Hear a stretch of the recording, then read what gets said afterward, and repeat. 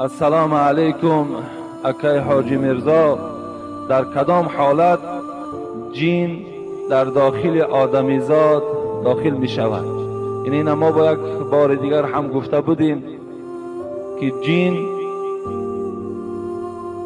در داخل انسان زمان می درآید، گفتیم یا در حالت ترس باشد، یعنی انسان وقتی که یک سخت می ترسد همون حالت در جین ها یعنی خودشان در داخل انسان جا کرده می توانند. یعنی وقتی که اگر جین در داخل انسان که در آمد حتمی این انسان بیمار می کند.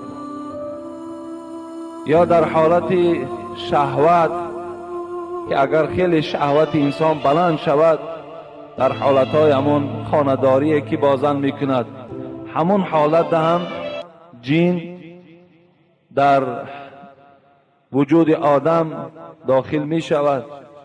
یا گفتیم وقتی که شما در بسترهایی که خواب میکنید شما عریان خواب نکنید، یعنی برای خودتان یک لباس در بدن داشته باشین. این بهتر است که شما در جایگاه خوابتانم یعنی با لباس هایی که سبک هستند و لباس هایی که شب خواب کنک داره ما و شما، اگر با این لباس ها هم اگر در همون بستر خواب ما خواب کنیم انشاءالله این نیک است.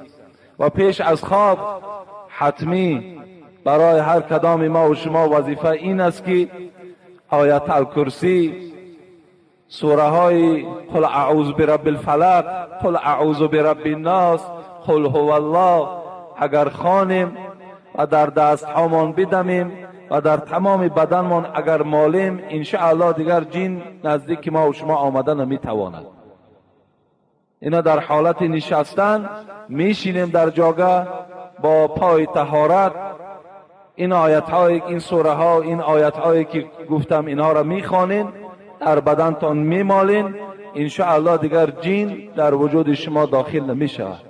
یا جین در حالت گناه هم در آدم داخل میشود. میگه صاحب کتاب اگر وقتی آدم مرتکب یک گناه میشود، چی در حالت زنا باشد، چی در حالت عرق نوشی باشد، چی در حالتهایی که اگر نمازخوان باشد و نماز قصداً ترک کند، یعنی حالتهای گناه دهند، جین میتواند که در وجود انسان داخل شود.